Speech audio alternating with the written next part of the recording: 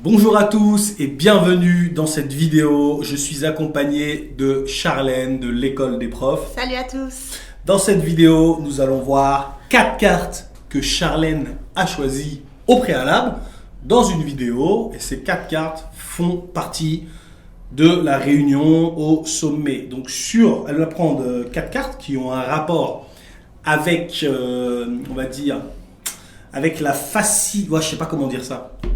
Un rapport avec la vie des profs de FLE indépendants en fait. C'est ça. Comment les aider, comment créer une ressource qui leur correspond, qu'est-ce qu'ils doivent faire, etc.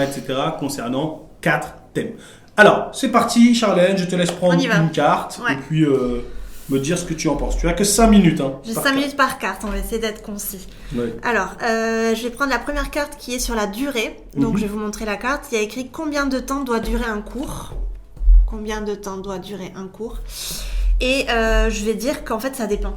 Tu vois, ça dépend. Je pense que pour un cours particulier, 1 heure, c'est bien. 1h30, c'est très bien aussi. Ça dépendra de l'objectif aussi de l'élève, forcément. Mais pour un groupe, selon mon expérience, en tout cas, je me suis rendu compte qu'1 heure, c'est trop peu. Parce que forcément, il faut faire parler tout le monde. Il faut que tout le monde soit satisfait, tu vois, de l'oral. D'accord. Et donc je pense qu'1h30 minimum pour un groupe c'est bien, tu vois. 2 heures c'est beaucoup trop, en tout cas pour moi personnellement, parce que je trouve que ça demande beaucoup trop d'énergie pour le prof. D'accord. Mais je pense qu'1h30 c'est très bien pour un groupe. J'ai une cliente d'ailleurs qui donne des cours à une nationalité spécifique et qui sont plutôt habitués, tu vois, à faire des cours de 45 minutes. 45 minutes. Ouais, c'est leur culture, c'est comme ça. C'est rapide, non ? C'est rapide, pour moi je trouve que c'est rapide, mais elle en fait elle a trouvé un bon compromis, elle trouve qu'elle est à l'aise, tu vois, avec cette durée-là, les élèves aussi, donc en fait elle fait 45 minutes. Moi je trouve qu'1 heure c'est bien parce que... Pardon. Non, vas-y, 1 heure c'est bien, pourquoi ? Je trouve qu'1 heure c'est bien parce que pour moi en tout cas, une des compétences les plus importantes en cours c'est l'oral. D'accord. Et je fais parler beaucoup mes élèves, et je pense qu'au début en fait il faut, on va le voir dans la prochaine question, mais il faut un temps en fait d'oral. D'accord. Il faut parler. Donc 45 minutes, bon, c'est un peu... D'accord. Et du coup, dans ce temps de cours, est-ce qu'il y a des activités qu'il ne faudrait pas faire ? Tu peux tout faire, ça dépend. Quand tu es prof de FLE indépendant, c'est toi qui choisis. Oui, tu vois, c'est toi qui fais ta pédagogie, mais... Mais il y en a, c'est des arnaqueurs. Je veux dire, lis un texte pendant 30 minutes. Non, ça c'est clair, je suis pas d'accord. Toi, tu as des activités que tu dois faire en amont. Ouais, exactement. Moi, je pense que 30 minutes... Enfin, faire lire un élève pendant 30 minutes, c'est de l'arnaque, complètement. Ouais. Donc, ça, c'est niette. Je pense qu'il y a des choses, en fait, comme tu dis, qu'on peut demander à l'élève de faire en amont, donc à la maison. Je pense notamment à la classe inversée, tu vois, qui pour moi est un bon moyen. Bien. Ouais, carrément, c'est clair. Après, moi, je pense qu'il faut avoir une certaine... il faut savoir diviser son cours parmi les 4 compétences, tu vois. Et je pense qu'il faut savoir aussi changer, pas rapidement, parce qu'il faut laisser le temps quand même à l'élève de s'imprégner de l'activité, tu vois. Mais genre faire une activité pendant 1 heure, non. Tu vois, c'est pas...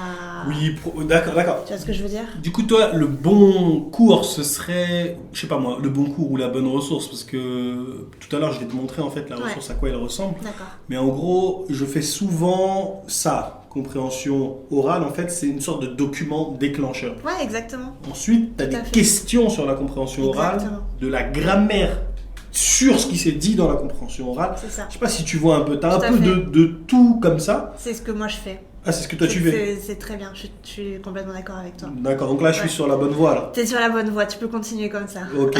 Les jeux sont obligatoires dans les cours d'1h30 ou pas ? C'est pas obligatoire, mais comme on l'a dit tout à l'heure, ça crée une cohésion, ça crée... Ça détend aussi l'élève, tu vois. Il se dit, je vais en cours, mais je vais pas faire 1 heure de grammaire, parce qu'une heure de grammaire, t'as envie de mourir, littéralement, tu vois. Donc je pense que les jeux, c'est vachement important. D'accord. Vachement important. Ok, parfait. Ouais. Non, après, ça peut être des jeux de... Comment on appelle ça ? Des jeux de grammaire. Ouais, c'est clair. Ouais, tout à fait, ça peut être des jeux de grammaire. Tout à fait. Du coup, pour... je sais pas si tu avais quelque chose à ajouter. Non, ça va. Ok, donc pour la durée du cours, ça dépend des profs. Il y a certains profs qui font des cours de 45 minutes. Pourquoi ? Parce qu'ils arrivent à trouver le bon compromis. Quand vous avez qu'un seul élève, c'est bien de faire 1 heure, voire 1h30, selon les objectifs que vous avez. Ouais. Et n'arnaquez pas les gens à faire des 30 minutes, tu lis le texte. Le prof il est posé comme ça, avec son téléphone, tranquille. Non, faut pas arnaquer les gens comme ça. C'est un peu compliqué, hein, c'est clair. Ok. Donc voilà pour la durée. Cool. Du coup, ensuite, allez, qu'avons-nous ? On continue. J'ai une carte qui est un peu similaire, excuse-moi, à ce qu'on disait tout à l'heure. Pas de souci. Qui est sur la confiance. Donc, comment créer un climat de confiance entre élèves, entre les élèves, et entre l'élève et le prof. Ouais, je vais un peu me répéter par rapport à ce que je disais tout à l'heure, pardon. Mais si je peux ajouter quelque chose, j'ai pas montré la carte, excusez-moi. Mais si je peux rajouter quelque chose, comment créer un climat de confiance. Je pense que c'est important dès le début, tu vois, de montrer à l'élève que tu es quelqu'un de confiance. Donc par exemple, ne pas arriver en retard en cours, parce qu'il y a des profs, tu vois, ils sont à l'aise. Ils arrivent en retard et tout. Non, on va pas stigmatiser, mais tu vois ce que je veux dire. Ils sont à l'aise et tout. Ne pas avoir préparé de cours. Enfin, ça se ressent, ça. Je pense que tu crois pas? Bah oui, ça se ressent. Attends, t'arrives en cours, t'es à l'aise, t'as dit j'ai rien préparé. L'audio il marche pas. Qu'est-ce qu'on pourrait faire aujourd'hui? Non, ça se voit. Et comment s'est passé ton week-end et parler pendant 1 heure? Non, ça tu vois, je pense que c'est important. Et souvent en fait mes élèves me le disaient. Ils me disaient en fait on sent qu'avec toi c'est carré. Et on sent qu'avec toi, on avance. D'accord. Tu vois, donc je pense que créer un climat de confiance dès le début, c'est très important parce que ça va permettre déjà que l'élève continue avec toi. Et puis, une chose importante, le bouche à oreille, ça veut dire que si l'élève est content, il va parler de toi à 10 personnes. Et les 10 personnes, elles vont savoir, elles vont avoir dans la tête que toi, tu donnes des cours de français. Donc, prochainement, peut-être qu'elles vont te contacter. Exactement. Ou elles vont te conseiller. Ou elles vont te conseiller, exactement. Tu vois, les Français, je suis avec Charlène, c'est top et tout. Et ça c'est vraiment, vraiment important dès le début, tu vois, de créer un climat de confiance, d'être à l'écoute, d'être là pour les élèves, vraiment, tu vois. Et les élèves entre eux, c'est un peu ce que j'ai dit tout à l'heure, tu vois. D'accord. Ok. Moi, j'ai une question assez philosophique que j'ai lue dans un livre. Oula. Et je la pose souvent aux gens. Allez. Tu vois. Comment tu fais confiance à quelqu'un que tu n'as jamais vu de ta vie? Une très bonne question. Ouais, c'est vrai. Hein. Comment tu fais? Tu regardes le prof là. Toi, tu viens. Faut que tu sois maquillé, bien habillé. C'est quoi le truc? Ouais, je comprends ce que tu veux dire. Je pense qu'il y a une partie de risque, non? Quand tu donnes ta confiance, quand un élève te contacte et qui se dit je vais prendre des cours avec Abdou, par exemple, il y a une partie de risque parce que forcément, il n'a jamais fait de cours avec toi, il ne sait pas comment t'enseignes, etc. Donc forcément, je pense que c'est à toi de démontrer à l'élève, tu vois, que tu es valide, que c'est bon, tu peux faire le job. Mais effectivement, quand tu n'as jamais vu quelqu'un, c'est difficile de lui donner sa confiance. Je pense que la confiance, elle se crée dès le début. C'est pour ça que je dis dès le début, soyez vraiment carré et vraiment montrer à l'élève qu'il vous a bien choisi, tu vois, que tu es la personne, quoi, pour lui. D'accord. Mais effectivement, je suis d'accord avec toi, c'est difficile. Donc je pense que c'est le début, il faut vraiment faire... C'est comme une maison. Si tu n'as pas de bonne fondation dans une maison, la maison va se casser la gueule en 3 mois, tu vois. D'accord. Donc je pense que dès le début, il faut avoir de bonnes fondations et montrer à l'élève que tu es la personne de confiance qu'il lui fallait. D'accord. Et les élèves entre eux, parce que tu sais, moi j'ai déjà eu le cas d'élèves en fait qui ont peur de parler à cause, je sais pas, des moqueries, etc. Ouais, Toi, je sais pas si t'as déjà eu le cas. Si, j'en ai eu. Comment on gère cette timidité de certains élèves, tu sais, qui n'ont pas confiance aux autres, il va se foutre de ma gueule, j'ai pas confiance en moi, machin, truc. Ça, c'est vrai. Je sais pas si t'as eu... J'ai eu l'expérience et je pense qu'en fait, il faut être très... il faut se mettre à leur portée, en fait. Tu vois, on va dire, Marie, elle est pas à l'aise, elle est timide, elle sent que dès qu'elle ouvre la bouche, elle dit une bêtise, tu vois, et donc les autres vont se foutre d'elle ou quoi. Moi, en fait, j'arrive à capter ça, et c'est le travail du prof, en fait. Il faut capter ça dès le début. D'accord. Tu vois, et c'est pour ça qu'en fait, le travail du prof, c'est vraiment un travail aussi très sensoriel, tu vois. J'allais dire sensuel, mais... Sensuel, sensoriel, non, mais vraiment, tu vois, tous les sens. Ouais. Et pour moi, c'est important d'avoir cette sensibilité et de capter les points un peu qu'il faut capter. Donc, D'accord. Marie, elle est pas à l'aise, elle est timide. Moi, je me mets vraiment à la portée de Marie. D'accord. Et j'essaye vraiment d'être... qu'elle pense que je suis sa personne de référence.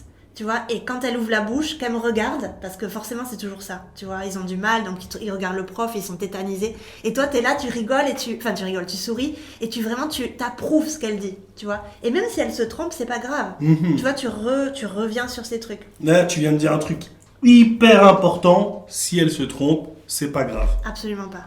Faut jamais dire on dit pas comme ci, on dit comme ça. Ça, faut jamais faire ça. Hein. Et puis tu sais, les profs qui coupent les élèves. Non, c'est comme ça. Ouais, c'est chaud. Non, faut pas faire ça, tu vois. Surtout quand t'as une personnalité comme Marie, tu vois, tu fais pas ça.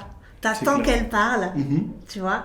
Et peut-être qu'après, avec le groupe, tu reprends certaines erreurs qu'ils ont commises. Et tu pointes pas du doigt, toi, alors ça, tu vois, c'est pas super. Non, il faut beaucoup de bienveillance. C'est important, vraiment, vraiment important. Très, très, très, très bien. Comment instaurer un climat de confiance, les amis? Arrivez à l'heure. Montrez que votre cours est bien préparé. Ok? Et aussi, quand vous avez des élèves un peu timides, essayez de les regarder dans les yeux, de vous adresser à eux. S'ils font une erreur, peut-être même laissez-les faire l'erreur. Vous écrivez sur un petit papier. Exactement. Parce que, en général, dans les cours, on parle beaucoup. Vous écrivez l'erreur sur un petit papier. Et ensuite, vous allez sur un Google Doc, si vous êtes en ligne, hein, et vous écrivez toutes les fautes. Quelqu'un a dit ça, ça se dit comme ci. Quelqu'un a dit ci, ça se dit comme ça. Nanani, nana. Avez-vous des questions? Tatati, tatata. Vous comprenez le truc ou pas? Mais couper, ce qu'elle a dit, c'est la folie. Hein. Est-ce que je peux rajouter une dernière chose? Bien sûr. J'ai envie sûr. de dire que, en fait, moi, tu vois, je suis pas puriste sur comment on parle français. Il faut, tu vois, faut parler français comme ça et pas comme ça. Et ça se dit pas. La langue française, elle évolue et on le sait, tu vois. Et je pense que moi, j'ai appris beaucoup de langues dont le japonais, le russe, par exemple, et l'espagnol et l'anglais, bien évidemment. Bien. Mais en fait, je pense que qu'est-ce que c'est l'objectif numéro 1 d'une langue? C'est d'être compris, on est d'accord? Oui. Donc, bien sûr qu'en tant que professeur, on a envie d'enseigner une langue correctement, ça c'est sûr. Mais quand tu as un élève en face de toi qui fait vraiment tous les efforts possibles pour parler une langue, des fois, faut pas revenir sur chaque erreur, tu vois. Je suis pas d'accord, quoi. Et petit à petit, des fois, tu as un élève à deux qui va vraiment se faire beaucoup, beaucoup d'efforts pour parler. Et il y a certaines erreurs, tu vas pas pouvoir les reprendre. Mais peut-être qu'en B1, quand il va être en B1, tu vas dire, bon, ben, cette erreur-là, c'est peut-être le moment de revenir dessus, tu vois. Alors forcément, faire attention, parce que des fois, tu as des erreurs qui se congèlent et qui ont du mal à partir. Alors ça, c'est vrai. Ouais. Mais des fois, tu peux pas corriger des genres du subjonctif, tu vois, être hyper strict sur du subjonctif quand tu as un élève qui essaye de le faire. Enfin, tu vois, il y a des manières, je pense, tu vois, de l'emmener quelque part. C'est clair. Oui, faut pas être trop. Faut être flexible un peu. Et pas être trop rigide. Ouais. Je pense que c'est important, tu vois. Soyez cool. Même s'il a l'objectif de. Même s'il fait une erreur grave, par exemple, pour le TELF B2 machin, soyez tranquille, dédramatisez. Et puis il faut faire attention parce qu'il y a certaines personnes, tu vois, qui le prennent très personnellement. Et enfin, moi, quand je parle japonais, je sais que je fais des erreurs. Mais si ma prof, elle me reprend à chaque phrase. Tu parles japonais, toi? Ouais. Tous les jours? Oui, à la maison, on parle japonais et espagnol, on mélange. Avec qui tu parles japonais? Avec mon petit copain. Ah, d'accord. Ah, excusez-moi, c'est on pas... On parle un peu à vie privée. C'est pas indiscret. Pas du tout. Non, c'est bon. T'as le droit de dire. Il s'appelle comment? Il s'appelle Gabriel. C'est bien, t'as pas hésité. C'est bien. J'en ai plusieurs, en fait. Non, il y a des gens... bon, je m'égare un peu. Hein. Il y a un rappeur à qui on a demandé « bonjour, comment s'appelle ta copine ?» Il a dit « oh, pourquoi vous cherchez les problèmes ?» Il voulait pas dire le prénom. Parce que, voilà... Bref. Donc Gabriel, c'est bien quand tu parles. En fait, je prends des cours, tu vois, pour améliorer toujours mon niveau. Et si la prof, elle me coupe à chaque phrase, mais moi, ça va trop me démotiver, tu vois. Je veux dire, mais c'est bon, quoi, j'ai pas que ça à foutre. C'est clair. C'est vrai, je répète, l'objectif numéro 1 d'une langue, c'est d'être compris. Ok. Très bien. On finit sur ça. Merci Charlène. Avec plaisir. Il nous reste 2 cartes. Allez, on y va. On a le temps? Oui. Allez, cool. Sous-groupe. Comment et pour quelle tâche? Ça, c'est très important, très intéressant aussi. C'est ce que je disais du coup sur les chambres à part. Oui. Les salles à part sur Zoom. Oui. Ouais. Alors moi, je le fais pas systématiquement, tu vois. Je le fais pas toutes les semaines. Parce que, pour plusieurs raisons.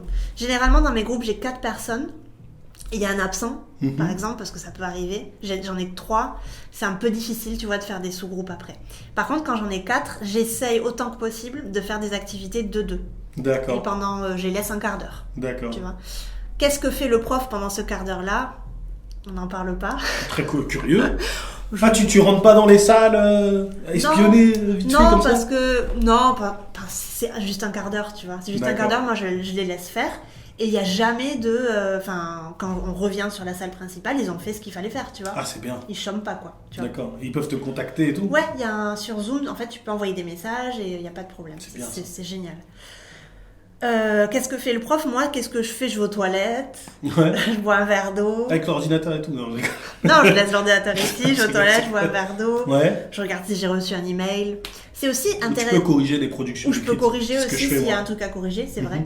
Mais je pense que c'est bien aussi pour le prof d'avoir une petite pause de temps en temps comme ça aussi, tu vois. Parce que être 1h30 aussi face à un groupe, ça demande beaucoup d'énergie. Et je pense que c'est bien aussi de temps en temps. Alors, c'est pas toutes les semaines, hein, mais de temps en temps. Mais pour l'élève aussi, c'est bien d'être entre eux et de discuter, de pas avoir la pression du prof. Ah, tu t'es trompé! Exactement, je suis complètement d'accord avec toi. Non, c'est bien. Donc, j'essaye de faire des sous-groupes au moins une fois par mois, tu vois, quand je suis sûre qu'ils sont tous les 4. Et qu'est-ce que je fais? Des activités, notamment avec des ressources, tu vois. Qu'est-ce que je leur demande? Souvent, c'est des choses à préparer à l'oral. D'accord. Tu vois. Je fais des mini-groupes. Par exemple, il n'y a pas longtemps, j'avais fait... c'était un groupe B1+, donc plus vers du B2. Et on avait étudié le débat. Tu vois, et donc j'avais donné des sujets très intéressants à chaque sous-groupe. Et en fait, ils devaient préparer le débat. Ils avaient une liste avec des phrases typiques un petit peu qu'on dit pendant le débat, tu vois. C'était super intéressant. Et après, quand on s'est tous retrouvés, du coup, on avait 2 groupes, un peu la bataille, tu vois. D'accord. C'était super intéressant. Et ils avaient pu se concerter. Préparer leurs arguments, tout ça. Voilà, de leur côté, c'était vraiment chouette. Ah, c'est bien, et si je pouvais pas faire ça... je serais un peu con, quoi. Ouais, c'est clair. Ça, c'est chouette. Ah, c'est une bonne idée. Très bonne idée. Chouette. Mais c'est pas, comment dirais-je, ça c'est vraiment si t'as 4 élèves, quoi. Si t'en as 5, c'est possible, mais si t'en 3, as 5, c'est compliqué. 3, Tu les laisses du jamais, mal. toi, tu les laisses jamais tout seuls entre eux et les 3 élèves. Je pourrais, franchement, mais j'aime bien qu'il y ait ce groupe, enfin, j'aime bien qu'il y ait ce partage, tu vois, entre 2 et 2. Enfin, 2 ou 3-2 à la limite, mais tout seul, d'accord. C'est un peu nul, quoi. Ça, tu le fais au hasard ou tu les classes par affinité ou par âge ou je sais pas, par nationalité, je sais pas. J'essaye de le faire au hasard pour pas montrer que je sais que certaines personnes ont des affinités. D'accord. Tu vois, donc... Non, ou par niveau, hein, enfin, c'est vraiment... Non, parce que dans le groupe, ils ont tous le même niveau en général. Ah bon, il n'y en a pas toujours un qui est plus... Si, bien sûr. Mais ça, peu importe. Mais c'est vrai, c'est pas bête ce que tu dis. Quelquefois, c'est vrai, selon l'activité, j'essaye de mettre un fort et un moins fort, tu vois. Ouais. Moi, je mettais jamais 2 moins forts ensemble. Les 2 forts ensemble, oui. T'as raison. Mais 2 pas très forts, timides, machin, je les mettais jamais ensemble. T'as raison, tu vois. c'est vrai. Bon, après, ça dépend des gens. Toi, non, c'est vrai. Ton groupe, à mon avis, ils ont tous le même niveau. Non, c'est vrai que dans un des groupes, il y en a un qui est un peu plus élevé, tu vois, et c'est vrai que j'essaye toujours de le mettre avec quelqu'un qui est un peu moins élevé. C'est bien. Après, c'est vrai que j'essaye de voir les caractères, mais souvent, en fait, je fais au hasard pour pas... Parce que je sais qu'ils se connaissent maintenant et tout, mais c'est vrai que ce que tu dis, c'est complètement pertinent. Ouais. Arrête. Trop fort, Abdou, hein. Trop fort. Donc voilà, je sais pas si tu avais quelque chose à ajouter. Hein. Non, ça va. Donc voilà, comment et pour quelle tâche faire des sous-groupes. Si vous voulez préparer un débat, c'est l'idéal. Vous pouvez les classer par niveau, comme vous voulez en fait. Mais s'il y a 2 élèves qui ont vraiment du mal, évitez de les mettre ensemble, ok? Voilà, les sous-groupes, préparation, etc. On va passer à la dernière carte. Dernière carte qui me parle beaucoup, coaching. Comment aider les profs ayant des questions personnelles. Alors, qu'est-ce que tu entends par questions personnelles? Questions personnelles du genre Abdou, j'ai fait cette activité-là, mais j'arrive pas à les motiver, par exemple, tu vois. C'est des questions que je reçois souvent. Moi, personnellement, je fais pas de coaching, mais j'essaie d'envoyer le maximum de solutions que je peux. Mais comme là, je suis en train de créer une ressource avec du A1, j'ai des questions en mode... Tu sais, la question que je me pose, c'est... Moi, demain, je vais en Chine ou au Japon. Je parle pas chinois ni japonais. Je parle ni chinois ni japonais.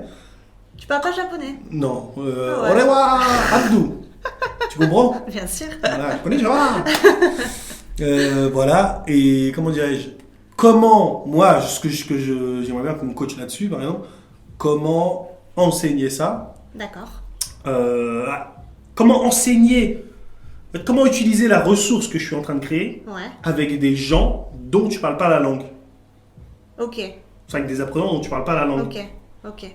Tu vois, par exemple, des questions comme ça. Ok, d'accord. Est-ce qu'il faut que j'ai, je sais pas moi, des lives ou des trucs avec toutes les questions des gens, ou est-ce que je dois faire des FAQ? Qu'est-ce que toi tu conseilles? En fait, ça concerne plus le prof, en fait. D'accord, ouais. Comment aider les profs ayant des questions personnelles.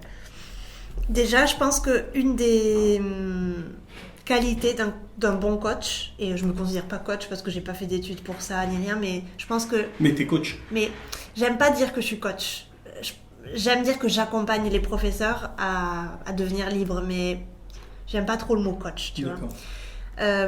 Mais je pense que la qualité du coach, c'est déjà l'écoute, tu vois. Et ensuite, et ça, je pense que j'essaye de le faire au quotidien, en tout cas pour mes clientes, c'est de déceler le problème. Si toi, tu as un problème, si toi, tu vois, toutes les questions, là, tous les exemples que tu m'as donnés, pourquoi j'arrive pas à faire ça, pourquoi j'arrive pas à faire ça, mais qu'est-ce qui bloque, en fait, chez toi? Tu vois, c'est pas anodin que tu n'arrives pas à faire ça. Qu'est-ce qui bloque? Par exemple, je donne un exemple qui est très... qui m'arrive assez souvent. J'ai des profs qui me disent, en fait, j'arrive pas à vendre mes cours ou mes ressources, je sais pas comment faire. Ok, mais qu'est-ce qui bloque? C'est quoi ton problème avec la vente? Et en fait, souvent, il y a un problème sous-jacent, tu vois, que les profs, ils ont du mal à s'exposer, ils ont du mal à... En fait, eux, ils disent qu'ils quémandent, tu vois, pour acheter pour vendre, leur...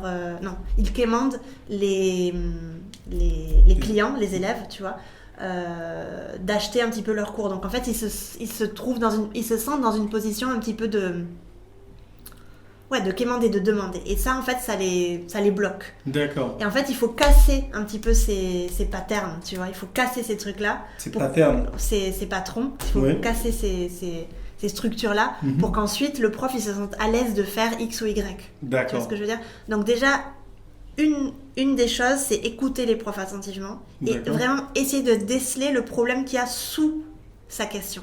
D'accord. Il y a je sais pas si tu connais la maïeutique socratique. Ah non, c'est quoi? De Socrate. Ah d'accord. Toi, t'es vachement axé philosophie, hein? Vachement, je sais pas. Un petit peu, tu vois. Mais j'aime bien poser des questions. Ah non, c'est très intéressant. De devenir un expert en questionnement. J'adore. Et j'aime beaucoup poser des questions. Ouais, moi aussi, j'aime beaucoup. Tu vois, en gros, là, le coaching, vraiment, c'est plus... je sais pas si c'est une bonne idée de proposer, par exemple, un live. Oui, aujourd'hui, quelles sont vos questions, quels sont vos doutes, machin. Ou alors, je les reçois par email, je fais une vidéo, ça peut servir à tout le monde. Je sais pas si tu vois un peu Si, c'est très intéressant pour toi. Pourquoi? Parce qu'en fait, les profs qui vont t'envoyer leurs questions, leurs doutes, ça va être vraiment quelque chose qui va te servir pour toi à créer tes prochaines ressources. Ou à les mettre à jour, ouais. Ou à les mettre à jour, exactement. Bien. Tu vas avoir vraiment toutes les problématiques des profs pour que toi, ensuite, tu puisses créer un produit qui vraiment soit à 100% aligné avec ce que eux ils recherchent. D'accord. Donc moi, je te conseille de faire ça, bien sûr. D'accord. Parfait. Le plus de feedback que tu peux recevoir et de commentaires que tu peux recevoir, vraiment mets-les dans un dossier à part, parce que c'est ça qui va t'aider à créer des ressources parfaites pour eux, si tu veux. D'accord. Du coup, écoutez les profs, leur donner la parole et adapter la ressource en fonction de ce qu'ils disent. Hyper important, hyper important. Ok, ça marche. Donc voilà pour le coaching, comment aider les profs ayant des questions personnelles, soit sous forme de live. Et vraiment, ce qui est important, c'est de chercher ce qu'il y a au fond du problème. Vraiment, voilà. C'est ça. Comme ceux qui n'arrivent pas à leur vendre et tout, on a compris qu'ils ne voulaient pas s'afficher. Donc toi, tu as dû leur donner une solution. Une solution pour remédier à cela. Exact. Et ça va, ceux qui n'arrivent pas à vendre leur cours, tu arrives à les aider à vendre leur cours? Et ils y arrivent. Oui, généralement, comme je viens de dire, il y a un blocage derrière et il faut juste casser un peu ça. Et souvent, c'est la façon, en fait, ils vont être conscients de ça et ça va les aider à aller plus loin. D'accord. Ah ok, je suis consciente de ça, je sais que c'est ça le problème, je vais essayer d'y remédier, tu vois. Mais tant qu'ils ne sont pas conscients du problème et qu'ils savent pas vraiment ce qui bloque, ils n'y arrivent pas en fait à surmonter le blocage. Mais c'est mon job en fait de leur dire en fait il se passe ça, n'est-ce pas? Oui ou non? Oui. Tu vois? Oui. Je pense en tout cas, et encore une fois, je suis pas une experte en coaching, etc. Mais je pense que j'ai cette qualité-là d'écoute et de bienveillance, tu vois, qui m'aide à vraiment comprendre le problème au fond, tu vois, des profs. Ok. Merci beaucoup. Avec plaisir. On se retrouve dans une prochaine vidéo pour les 4 dernières cartes de la réunion sommet. Et puis on dira au revoir à à Charlène. Ok. Ciao. Ciao. C'est cool. C'est bien.